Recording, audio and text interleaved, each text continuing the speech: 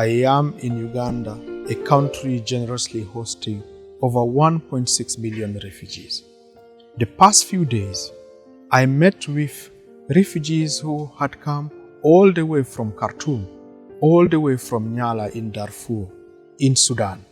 They have been able to be received, they found protection, and they were able to access services. Within few days, they could get a refugee ID card. That's the generosity we see in Uganda.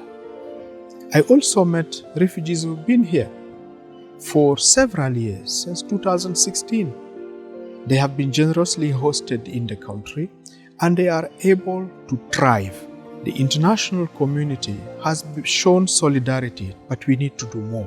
This is the message I have heard when I met with officials, leaders of the government of Uganda, when I met also host populations. They tell us we show our generosity and we need to receive the additional support from the international community so that we can keep that generosity, that solidarity alive. What I also heard from the refugees I met, whether newly arriving refugees or refugees who have been here for several years, was a cry for peace.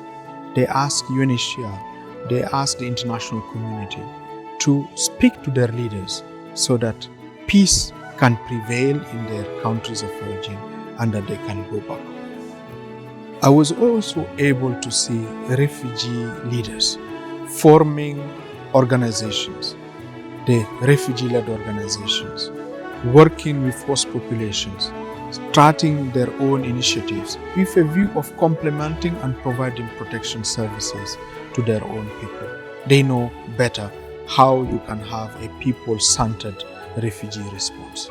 I was able to witness how the development actors can complement the support provided by humanitarian actors.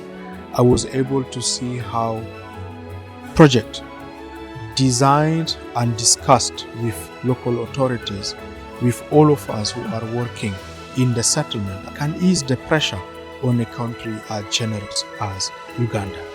Uganda, with its generosity, with its progressive policies, need the support of both humanitarian actors, development actors, peace actors, so that the country can keep that generosity alive.